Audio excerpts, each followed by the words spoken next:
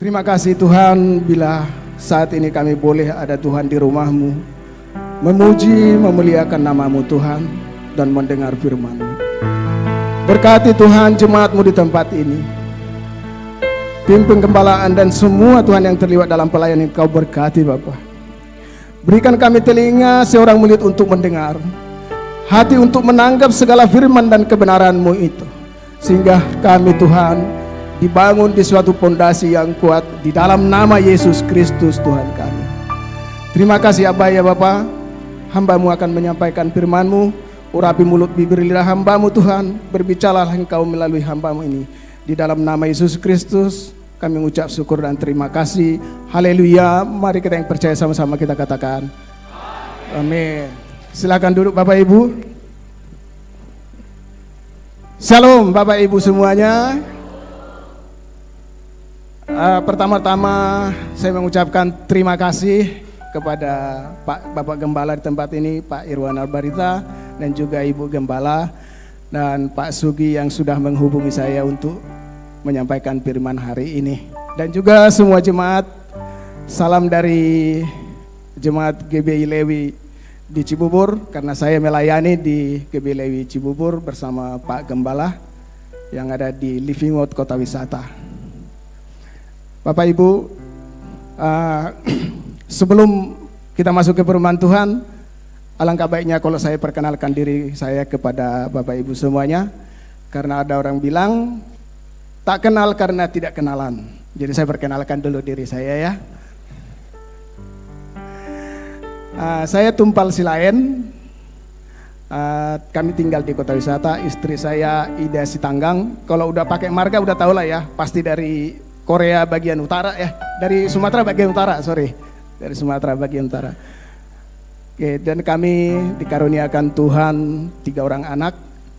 Yang pertama sudah menikah, yang kedua, ketiga anak perempuan masih menunggu jodohnya. Jadi kalau ada yang mau mendaftar masih terbuka. Baik Bapak Ibu, baik. Dan hari ini saya tergerakkan untuk menyampaikan kita memasuki tahun 2026 karena ini baru masuk di bulan yang kedua. Siapa yang akan kita andalkan untuk menjalani tahun-tahun atau tahun di 2026 ini? Maka saya kasih judulnya, siapa yang harus kita andalkan? Baik. Kemudian mungkin Bapak Ibu semuanya, Bapak Ibu tempat ini sudah punya rencana ya, sudah punya harapan untuk menggantungkan harapannya bahwa di tahun ini mungkin sudah punya harapan bahwa usaha saya akan lebih baik, atau kehidupan saya akan lebih baik, atau ada target-target yang sudah Bapak Ibu canangkan di dalam hati saudara yang akan dicapai di tahun ini. Atau mungkin Bapak Ibu masih di dalam pergumulan, masih di ladang gurun, mengalami padang gurun. Berharap tahun ini saudara Bapak Ibu akan memperoleh kemenangan. Itu harapan kita. Saya juga berharap seperti itu, bahwa menjalani tahun ini akan lebih baik dari tahun yang sebelumnya. Atau mungkin saudara yang sudah di dalam pekerjaan atau dalam karir atau dalam usaha, mungkin menginginkan, mengharapkan bahwa tahun ini karir saya akan lebih baik lah dari tahun kemarin. Saya akan lebih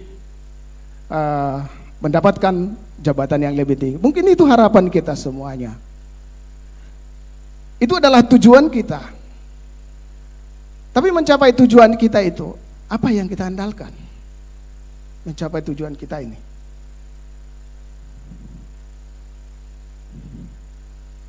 Untuk mencapai tujuan ini pastilah kita mengharapkan, mungkin akan kita berpikir, sering kita berpikir, siapa yang bisa nolong saya? Mungkin kalau punya jabatan ataupun karir, mungkin punya kenalan, mungkin Bapak Ibu punya saudara yang bisa diandalkan untuk menolong saudara untuk naik jabatan.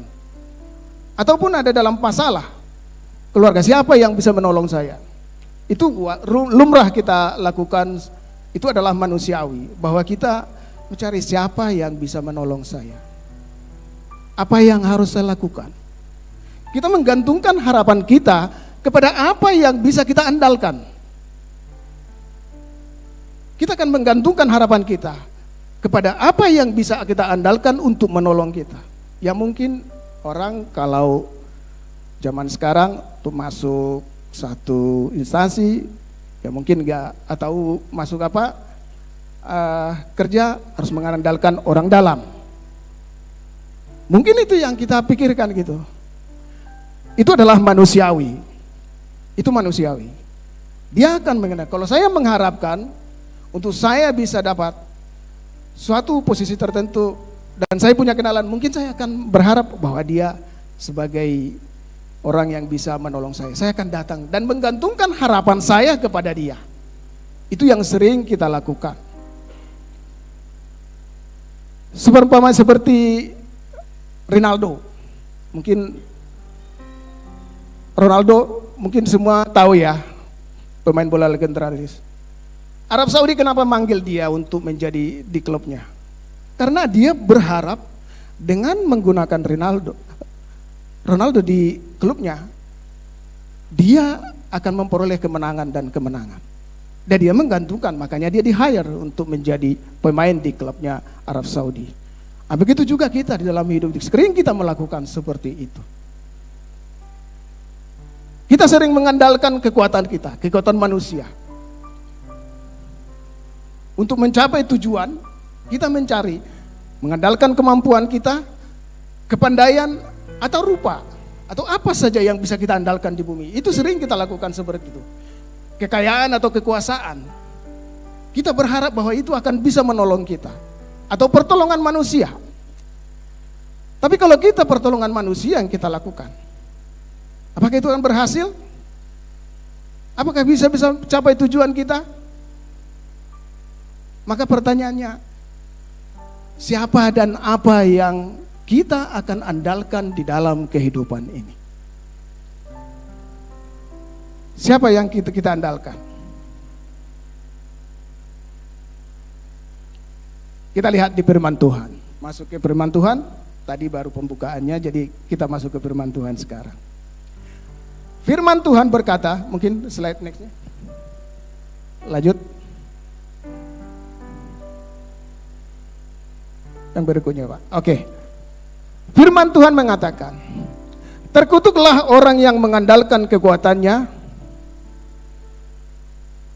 Itu firman Tuhan di Yeremia 17 ayat 5 katakan, beginilah firman Tuhan, terkutuklah orang yang mengandalkan manusia, yang mengandalkan kekuatannya sendiri, dan yang hatinya menjauh dari Tuhan. Ia akan seperti semak bulus di padang belantara, ia tidak akan mengalami datangnya keadaan baik. Ia akan tinggal di tanah angus, di padang gurun, di negeri padang asin yang tidak berpenduduk. Tadi kita bicara bahwa kita mengandalkan siapa koneksi kita, atau siapa yang bisa bantu kita, harta kita kah, orang lain kah, siapa yang akan membantu kita. Tapi firman Tuhan bilang, terkutuklah orang yang mengandalkan manusia, yang mengandalkan kekuatannya sendiri, dan yang hatinya menjauh dari Tuhan. Ini pergumulan Nabi Yeremia kepada orang Israel. Saat orang Israel itu tidak lagi setia kepada Tuhan. Ini adalah pergumulan Nabi Yeremia. Jadi ini sampai sekarang juga berlaku, karena firman Tuhan itu iya dan amin. Nabi Yeremia sangat bergumul karena orang Israel itu tidak lagi setia kepada Tuhan, sudah meninggalkan Tuhan Allahnya yang luar biasa itu. Tidak lagi mengikuti langkah-langkah hambanya Raja Daud saat memuji menyembah Tuhan di rumahnya, yang sudah mendirikan rumah Allah itu melalui anaknya Salomo. Jemaat itu, orang-orang Israel itu sudah membangun mezbah yang lain, bukan lagi mezbah Tuhan. Hatinya sudah menjauh. Dia tidak ingat lagi bagaimana Tuhan memimpin mereka dari tanah Mesir sampai ke tanah Kanaan. Banyak masalah, tapi banyak pertolongan Tuhan yang Tuhan berikan kepada mereka.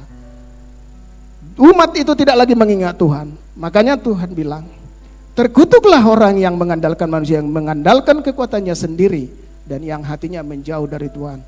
Hati umat Israel itu sudah menjauh dari Tuhan. Dia membuat Allah lain di tengah-tengah umat itu. Sudah berpaling kepada yang lain. Padahal Allah yang Maha Kuasa itu sudah menuntun mereka, membawa mereka sampai masuk di tanah Kanaan, dan memberikan yang terbaik bagi mereka. Makanan disediakan, semuanya disediakan Tuhan. Maka Tuhan bilang, terkutuklah orang yang mengandalkan kekuatannya sendiri, mengandalkan manusia, yang hatinya menjauh dari Tuhan. Ya akan seperti semak padang bulus di padang belantara. Semak bulus itu bisa dipengertikan bahwa semak bulus itu adalah rumput yang sudah kering dan akarnya sudah kering di tanah. Dan tanahnya itu dibilang di sini, ia tidak akan mengalami datangnya keadaan baik. Kenapa tidak mengalami datangnya keadaan baik? Kalau semak bulus itu dibilang, udah kering, tanahnya kering, gak ada harapan lagi. Gak mungkin lagi hidup. Karena apa? Semaknya sendiri, pohonnya sendiri sudah kering, akarnya juga sudah kering. Gak ada lagi yang diharapkan dari sana. Makanya Tuhan gambarkan seperti itu. Bagaimana orang yang meninggalkan Tuhan, bagaimana orang yang melupakan Tuhannya. Jadi Nabi Yeremia sangat bergumul pada saat itu dengan orang Israel pada saat itu. Itu yang sangat digumul karena sudah menjauh. Bagaimana? Itulah akibatnya orang yang menjauh daripada Tuhan. Orang yang mengandalkan manusia dan kekuatannya sendiri dan hatinya menjauh dari Tuhan, itu diibaratkan bahwa dia berpikir tidak perlu lagi Tuhan. Dia tidak perlu lagi Tuhan. Karena apa? Dia sudah berpaling kepada yang lain. Begitulah kelakuannya umat Israel pada saat itu. Melupakan Tuhan, dan itu kesombongan yang luar biasa. Kecongkakan dan memegahkan diri bahwa mereka dapat hidup tanpa Tuhan. Itu yang mereka berikan pada saat itu. Sehingga dia mengambil Allah lain, menciptakan Allah lain. Dan itu akan mengakibatkan kekeringan rohani. Kalau kita jauh dari Tuhan, jauh dari tuntunan Tuhan, maka kita akan mengalami kekeringan rohani. Sama seperti rumput yang tadi yang sudah kering. Begitulah kekeringan rohani kita, yang tidak mengalami kekeringan. Dan tidak ada lagi pertolongan. Kenapa enggak ada pertolongan? Karena Tuhan sudah jauh dari kita. Karena dia bukan lagi kita, karena kita tidak mendekat lagi kepada Tuhan. Sudah terpisah kita dengan dia. Itulah orang yang menjauh dari Tuhan. Dan kita akan mengalami kekecewaan akhirnya. Dan kalau bisa kita lihat di sejarah Israel itu bahwa mereka akan tercapai sampai dibuang ke Babel. Mereka mengalami kekecewaan, akhirnya bertobat, membuat dosa lagi, tobat, berbuat dosa lagi. Karena mereka tidak betul-betul membuat Tuhan itu sebagai Tuhan dan Juru Selamat yang dapat menolong dia. Sama seperti pohon. Kita lihat di Yohanes 15 ayat 5. Yohanes 15 ayat 5 sampai 6. Bisa slide-nya ditampilkan?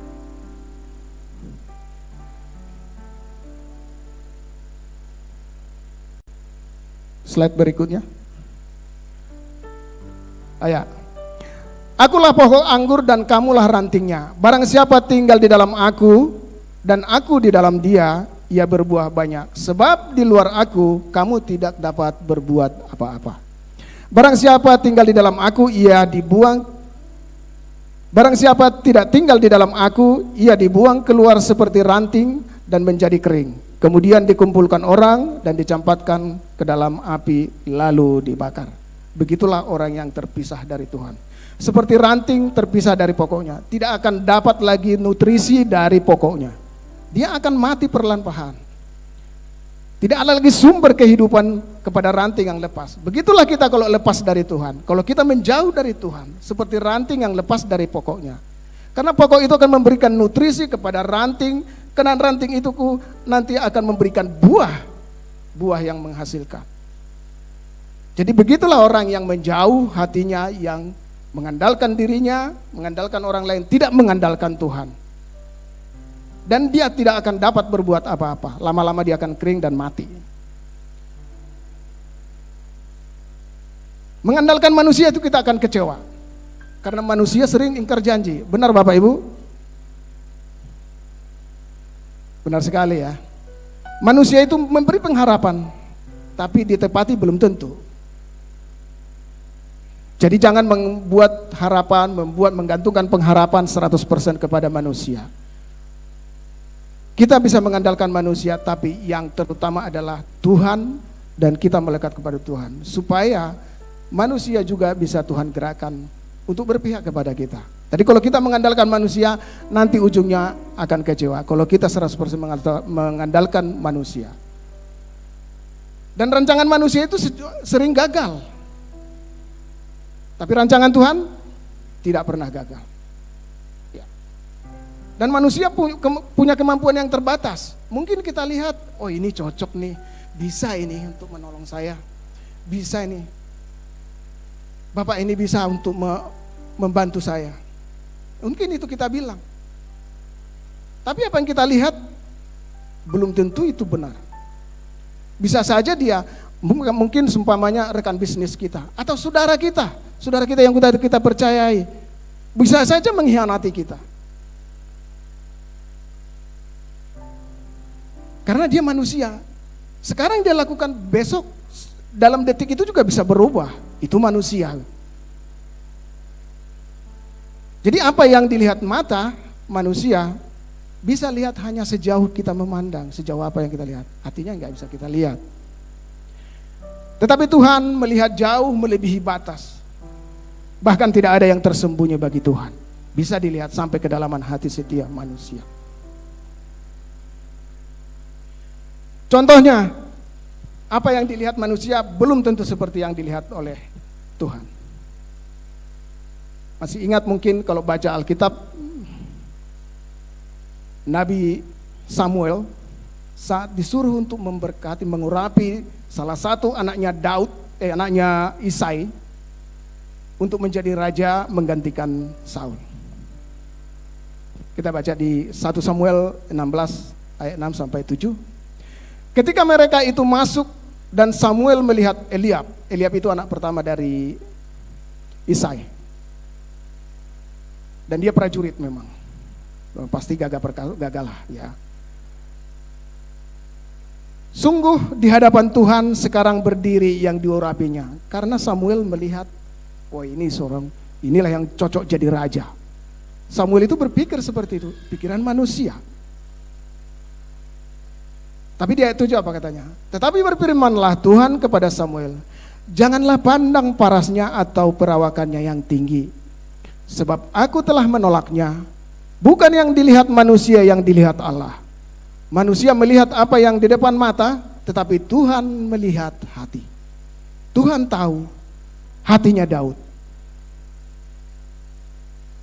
Disinilah salah satu contoh di dalam Alkitab bahwa apa yang kita lihat belum tentu seperti apa yang dilihat Tuhan.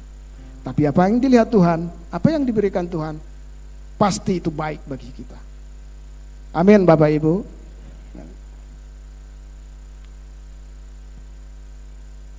Tadi sudah kita lihat bahwa orang yang mengandalkan manusia dan kekuatannya sendiri, yang hatinya menjauh kepada Tuhan, itu adalah orang-orang yang memegahkan diri. Kenapa memegahkan diri? Karena dia tadi tidak perlu lagi Tuhan, dia yang lebih hebat daripada Tuhan, merasa bahwa dia lebih mampu. Makanya dia melupakan, yang menjauh dari Tuhan, tidak perlu Tuhan dianggap dia. Coba next slide berikutnya, Mas. Tuhan tidak suka kepada orang-orang yang memegahkan diri. Yakobus 4 ayat 13 sampai 16 mengatakan, jadi sekarang, hai kamu yang berkata hari ini atau besok kami berangkat ke kota Anu dan di sana kami akan tinggal setahun dan berdagang serta mendapat untung. Sedang kamu tidak tahu apa yang akan terjadi besok. Apakah arti hidupmu? Hidupmu itu sama seperti uap yang sebentar saja kelihatan lalu lenyap. Sebenarnya kamu harus berkata, jika Tuhan menghendakinya, kami akan hidup dan berbuat itu, membuat ini dan itu. Tetapi sekarang kamu memegahkan diri dalam congkakmu, dan semua kemegahan yang demikian adalah salah. Itu salah di mata Tuhan. Seharusnya kita, Tuhan bilang dalam firman Tuhan di Yakobus ini, seharusnya kalau kita mempunyai rencana, kita punya tujuan, apa yang kita harapkan, harusnya kita bertanya kepada Tuhan, datang kepada Tuhan. Itu inti dari firman Tuhan ini dari Yakobus 4 ayat 3-16 ini. Tuhan berkata itu salah. Seharusnya kamu berkata, jika Tuhan mengendakinya, kami akan hidup dan berbuat ini dan berbuat itu. Aku akan melakukan ini, aku itu. Kalau Tuhan mengendaki. Artinya kita menggantungkan harapan kita menggantungkan apa yang kita harapkan, yang kita tujuan kita kepada Tuhan. Supaya Tuhan beserta kita. Sehingga apa yang kita rencanakan, apa yang kita inginkan bisa tercapai. Amin. Itu yang harus kita lakukan. Berharap kepada Tuhan. Bukan kepada kekuatan kita sendiri. Karena mengandalkan kekuatan sendiri adalah memegahkan diri sendiri, bukan memegahkan Tuhan. Seharusnya Tuhanlah yang kita megahkan di dalam kehidupan kita. Karena Tuhan yang punya hidup kita, Tuhan pencipta kita. Dia yang berkuasa atas hidup kita. Dan segala rencana, kalau kita punya rencana, punya angan-angan, mau melakukan ini, melakukan itu. Kita andalkan Tuhan dalam segala rencana kita.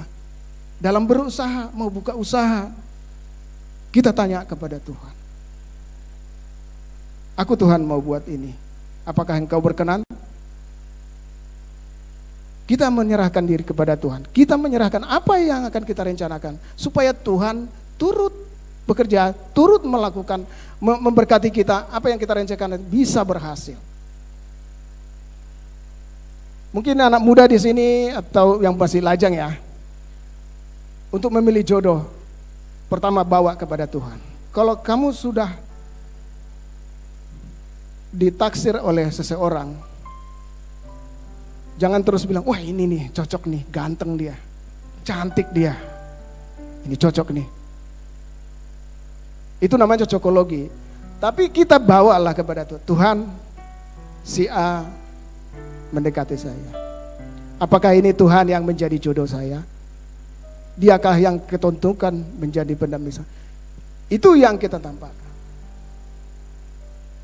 Jadi anak muda jangan langsung lihat begitu ganteng, cakep. Ini tadi firman Tuhan dibilang itu. Itu Nabi Samuel melihat cakep tuh anaknya Isai, anak pertamanya itu. Dia pikir itu yang menjadi raja. Bukan. Daud yang dipilih, yang punya kemerah-merahan katanya, masih kecil dia, dan dia penggembala, dan dia tidak hadir pada saat itu. Tapi Tuhan pilih itu. Di mana? Masih ada lagi anakmu yang lain katanya sama Isai. Oh ada satu lagi ada di padang lagi menggembalakan 2-3 ekor domba katanya. Panggil dia. Itu yang dipilih Tuhan. Jadi jangan terus mungkin begitu ada, oh ini. Tapi tanya Tuhan. Tuhan akan memberikan yang terbaik bagi kita. Tuhan akan memilih apa yang terbaik bagi diri kita. Haleluya. Orang yang mengandalkan diri, mengandalkan manusia, dan menjauh dari Tuhan itu adalah suatu kesombongan juga. Tuhan tidak suka kesombongan. Tuhan tidak suka orang yang sombong. Firman Tuhan berkata, selainnya tolong dilanjut yang berikutnya. Oke. Mazmur 147 ayat 10-11. Ia tidak suka kepada kegagahan kuda, ia tidak senang kepada kaki laki-laki. Tuhan senang kepada orang yang takut akan Dia, kepada orang-orang yang berhadap akan kasih setianya. Di sini di ayat 10 bilang kegagahan kuda itu berbicara tentang kesombongan. Itu kesombongan. Ini firman ini berbicara tentang kesombongan. Jadi Tuhan tidak suka kesombongan, tapi Tuhan suka kepada orang-orang yang berharap akan kasih setianya. Dan siapa yang meninggikan diri, sombong, dia akan direndahkan. Siapa yang merendahkan diri, siapa yang meninggikan dirinya, merendahkan dirinya, dia akan ditinggikan. Di Matius 23 ayat 12, siapa yang meninggikan diri, ia akan direndahkan, dan siapa yang merendahkan diri akan ditinggikan.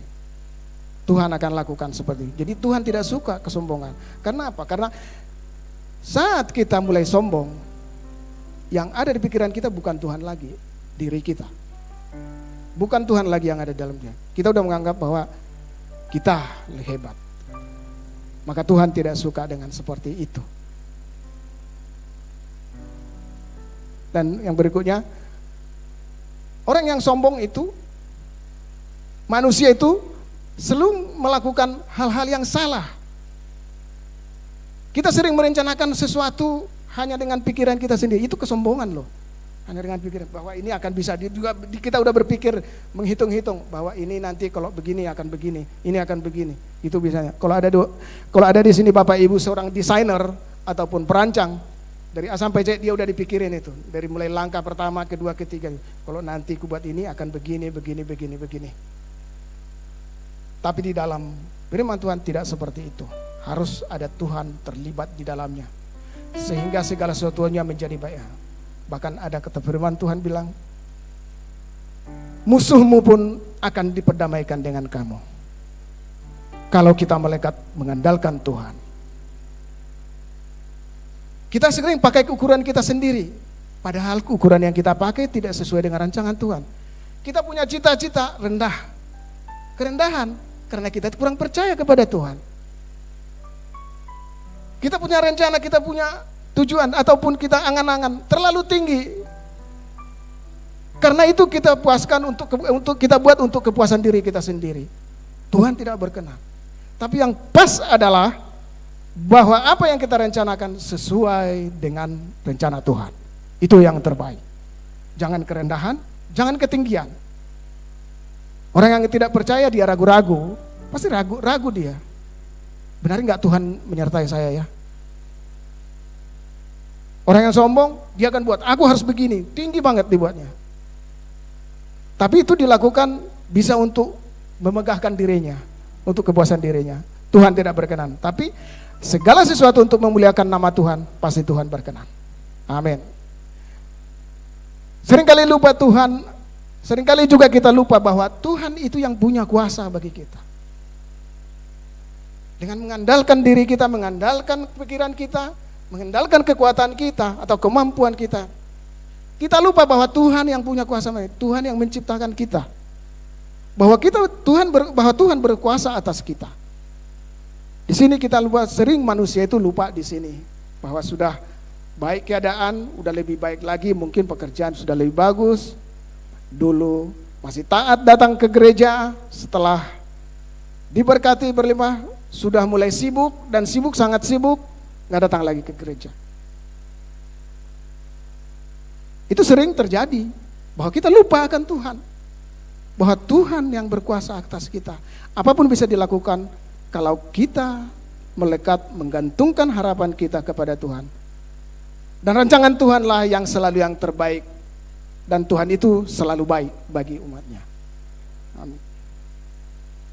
Oleh karena itu Bapak Ibu, kita udah bicara tadi tentang orang yang mengandalkan manusia, kekuatannya sendiri, dan hatinya menjauh dari Tuhan.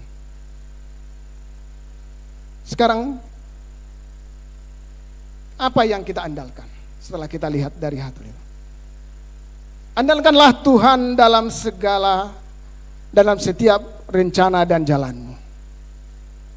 Karena kita sudah lihat di firman Tuhan bahwa Tuhan tidak berkenan dengan kita mengandalkan manusia, kita mengandalkan kekuatan kita sendiri, dan hati kita menjauh. Tuhan tidak berkenan dengan hal itu. Tapi andalkanlah Tuhan dalam segala rencana dan jalanmu. Firman Tuhan berkata, slide berikutnya, diberkatilah orang yang mengandalkan Tuhan.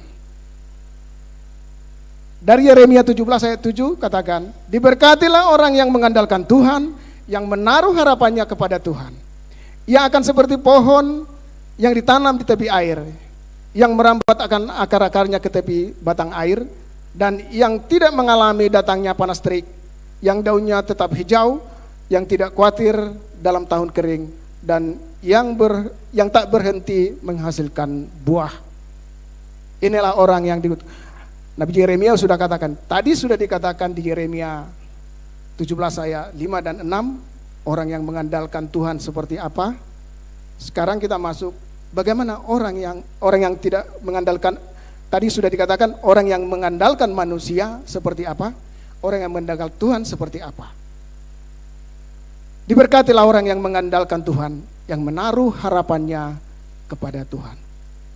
Jadi orang yang menggantungkan harapannya, menggantungkan semua apa yang dia harapkan kepada Tuhan. Firman Tuhan bilang diberkatilah dia. Jadi mari kita Bapak Ibu, kita jangan melupakan Tuhan kita. Apapun masalah kita, mungkin di dalam ibu-ibu, Bapak Ibu mungkin masih dalam pergumulan, dalam masalah, ataupun masih ada hambatan di dalam rencana atau pengusaha Anda, atau apapun kendala itu, datanglah kepada Tuhan. Gantungkan harapan kepada Tuhan, karena Dia mampu untuk memberikan yang terbaik. Karena dibilang, ia akan seperti pohon yang ditanam di tepi air. Kalau pohon di tepi air tidak akan pernah mengalami kekeringan daunnya. Dia akan, mau musim kering, mau musim apa, dia akan tetap hijau. Karena apa? Karena dia dapat air, sumber airnya dari sungai itu. Air tersedia bagi dia. Makanya Tuhan bilang, seperti pohon yang ditanam di tepi air, dia akan mendapatkan nutrisi terus, membuat kehidupannya. Begitulah kalau kita bergantung kepada Tuhan, melekat kepada Tuhan. Tuhan akan memberikan kekuatan baru. Mungkin kita tidak kuat. Seperti lagu tadi, walaupun aku di dalam lembah kelam, tapi kalau Tuhan besertaku, aku tetap tenang. Kita akan mendapat kekuatan baru, asal Tuhan ada di tempat kita. Karena apa? Tuhan sanggup memutarbalikkan segala keadaan untuk memberkati saudara.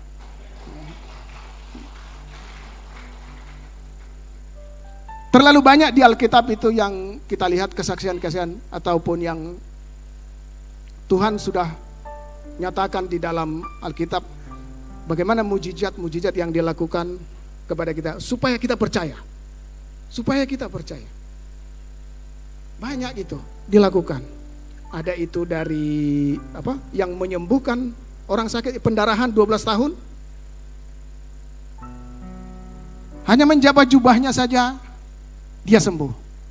Karena ada kuasa Tuhan Yesus keluar dari dirinya menyembuhkan orang itu. Karena iman percayanya. Bisa disembuhkan.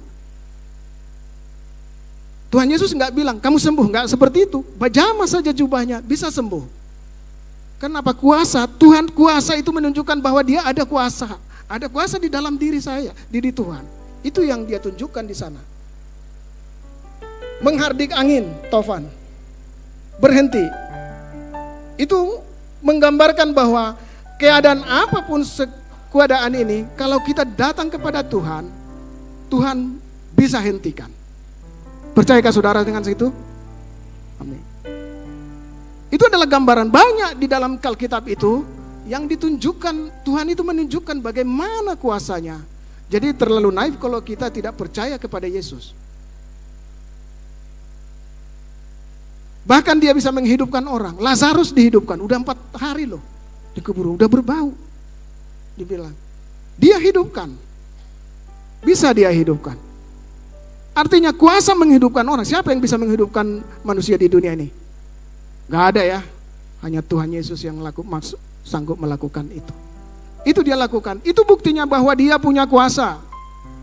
Beruntunglah kita punya Yesus sebagai Tuhan dan Juru Selamat kita. Tadi udah bisa menyembuhkan, bisa menghidupkan orang mati, menguasai keadaan, memulihkan keadaan menjadi baik, dan dia berkuasa untuk memberkati.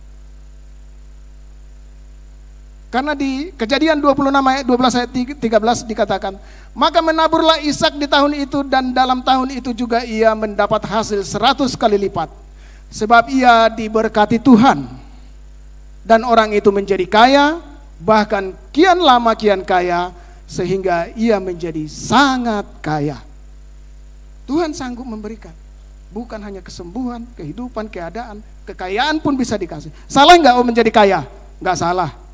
Asal kita buat kekayaan kita untuk menjadi kemuliaan bagi nama Tuhan. Kita lanjut yang berikutnya. Orang yang mengandalkan Tuhan adalah orang yang percaya sepenuhnya kepada Tuhan dan dengan segenap hati. Tuhan sebagai sandaran hidupnya. Dan dia dibuat sebagai penentu utama dalam segala rencananya dan keputusan yang diambil. Itulah orang yang mengandalkan Tuhan. Segala keputusan yang diambil berdasarkan kehendak Tuhan. Atau di antara kita mungkin banyak yang sudah. Saya yakin dan percaya jemaat di sini akan melakukan seperti ini. Sebelum bertindak, dia akan datang kepada Tuhan, bertanya kepada Tuhan, berhasilkah Tuhan yang kulakukannya atau tidak. Amsal 3 ayat 5-7 katakan, percayalah kepada Tuhan dengan segenap hatimu dan janganlah bersandar kepada pengertianmu sendiri. Akuilah dia di dalam segala langkahmu, maka ia akan meluruskan jalanmu. Janganlah engkau menganggap dirimu sendiri bijak. Takutlah akan Tuhan dan jauhilah kejahatan. Tuhan berpesan seperti itu. Percayalah dengan segenap hati kepada Tuhan. Dia akan meluruskan jalan. Jalan yang bengkok, jalan yang tidak tepat, Tuhan ingatkan. Itu Tuhan bisa lakukan. Asal kita intim dengan Tuhan. Bisa kita lakukan itu. Pamannya, saudara mau lakukan sesuatu, mau punya tujuan sesuatu. Bisa Anda bilang, kalau ini bukan kehendakmu Tuhan, gagalkan jalan saya. Berani nggak bilang seperti itu? Kita punya tujuan. Sumpamanya kamu mau beli sesuatu, atau kamu mau beli properti, atau kamu mau sesuatu membuka usaha. Kamu mau coba, datang kepada Tuhan, bilang kepada Tuhan, kalau bukan ini yang kau kehendaki Tuhan, batalkan. Buat jalanku tidak berhasil. Tapi tunjukkan jalan yang lain kepada saya. Tuhan akan bekerja dengan seperti dengan segenap hati kita datang kepada Tuhan, Tuhan akan tunjukkan seperti itu.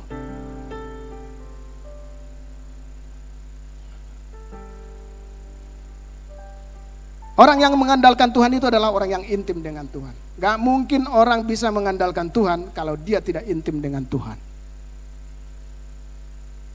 Hanya orang yang intim dengan Tuhan, yang punya hubungan yang baik dengan Tuhan, dia sepenuh hati untuk mengandalkan Tuhan. Karena apa? Kalau dia sudah mengintim dengan Tuhan, kalau dia melangkah, akan menjadikan doa dia akan berdoa sebelum bertindak. Dan renungan firman yang dia baca, renungan firman-firman itu akan dibuat mendapatkan arah yang benar bagi dia. Artinya kita berjalan sesuai dengan kehendak Tuhan. Itu yang harus kita lakukan. Maka Bapak Ibu Saudara semua, baca firman Tuhan setiap hari dan ambil saat teduh setiap hari untuk merenungkan firman Tuhan, supaya firman Tuhan itu meresap di dalam hati kita dan itu menuntun kehidupan kita, supaya kita tidak salah jalan.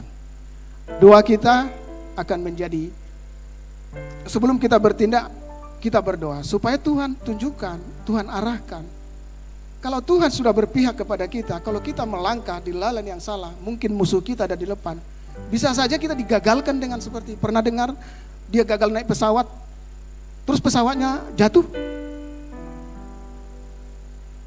Kalau bukan Tuhan yang bekerja di situ, siapa yang bekerja? Tuhan masih ingin dia hidup. Seperti itu. Jadi hal-hal seperti itu harus kita ingat. Maka melekatlah kita kepada Tuhan, baca firman setiap hari, dan ikut pertemuan-pertemuan kul. Kalau tadi dia kul 50 ya, 50 targetnya 1000 jiwa ya. Datang kepada kul supaya jiwa-jiwa yang lain juga bisa kita tularkan, kita sampaikan amanat agung itu.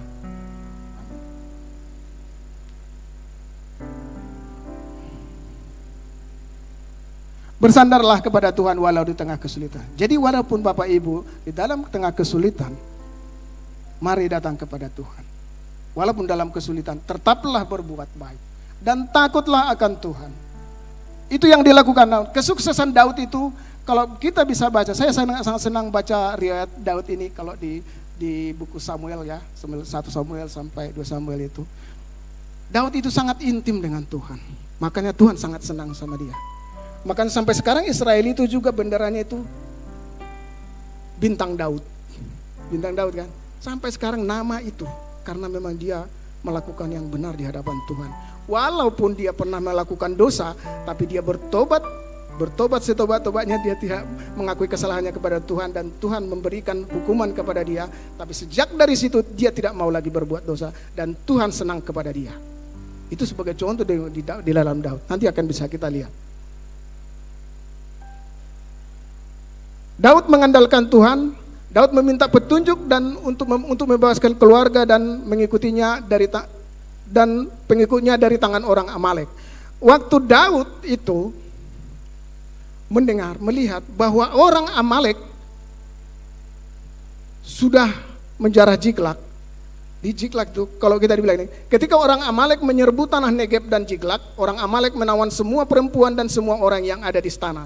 Laki-laki, perempuan, kota itu dibakar habis. Istri Daud, Ahinoam dan Abigail dan anak-anak mereka juga telah ditawan dan dibawa semua oleh orang Amalek.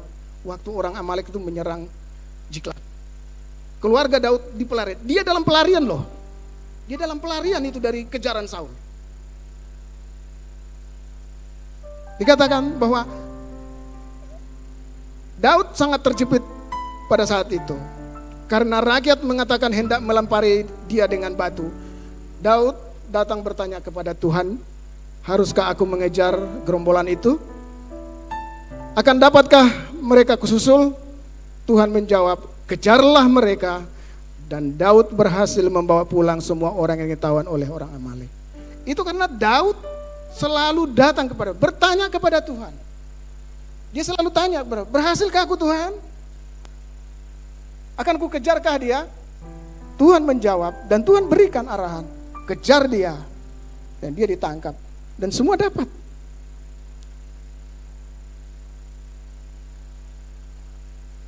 Kemudian masih banyak lagi cerita-cerita Daud tentang bagaimana Daud mengandalkan Tuhan. Sebagai referensi atau sebagai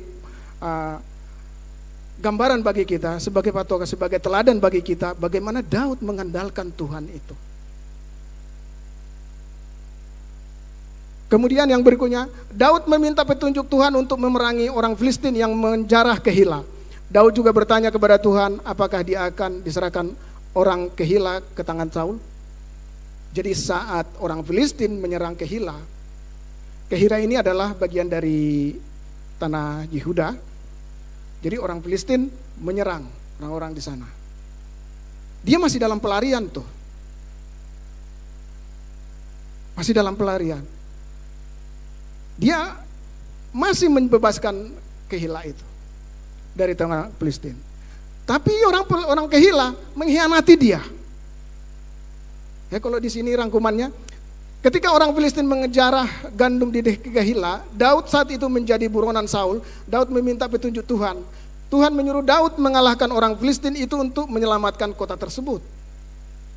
Daud menyelamatkan penduduknya dari serangan Filistin. Namun kemudian penduduk Kehila berniat mengkhianati Daud dan ingin menyerahkannya kepada Raja Saul. Ini di daerah Yerusalem. Daud bertanya dan Tuhan memberitahu bahwa dia akan diserahkan kepada Saul. Lalu larilah dia dengan orangnya dari Kehila dan luput dari Saul. Tuhan beritahu, kau akan dikejar, akan diserahkan.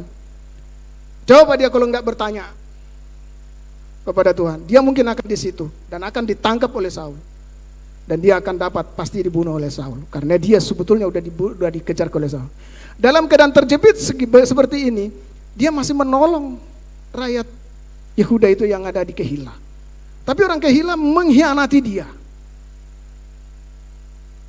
Dan kemudian dia bisa lolos karena dia apa? Karena dia minta kepada Tuhan.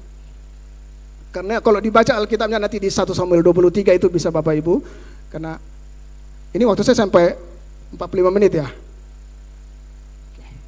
Sebentar lagi ya.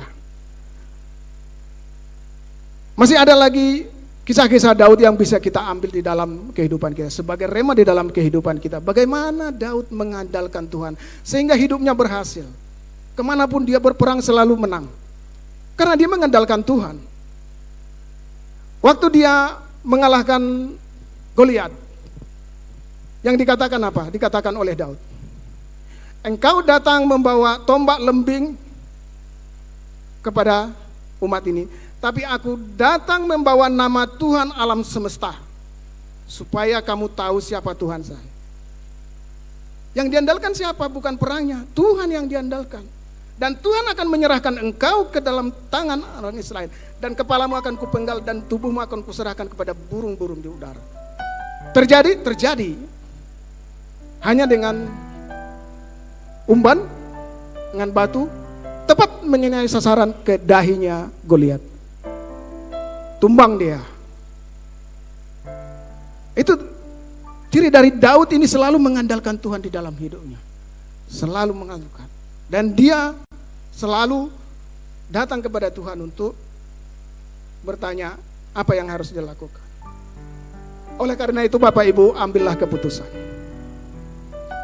Jangan andalkan manusia atau kekuatanmu, tapi andalkanlah Tuhan di dalam segala hidupmu. Selalulah minta tuntunan dan penyertaan Tuhan. Di Mazmur 33:15 katakan, berkatalah Musa kepadanya, jika engkau sendiri tidak membimbing aku, janganlah suruh kami berangkat dari sini.